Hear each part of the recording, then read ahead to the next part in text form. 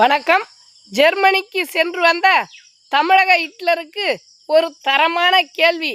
ஊரு சுத்திய உத்தமருக்கு இந்த உழைப்பாளியின் கேள்வி. அப்பா, நீங்க ஊரை சுத்தி பொழுது போச்சு. நீங்க அங்க எங்களுக்காக பேச போனீங்களே, அது என்ன ஆச்சு? நீங்க போன நேரம் கேள்வி நேரமே முடிஞ்சு போச்சு.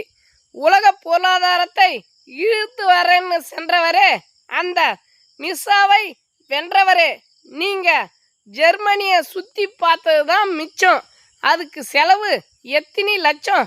அடே எப்பா, இதை கேட்கும் போதே கிருகிருங்குது, மனசுக்குள்ள குறுகுறுங்குது.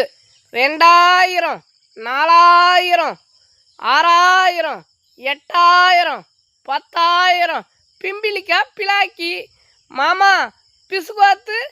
நன்றி, வணக்கம்.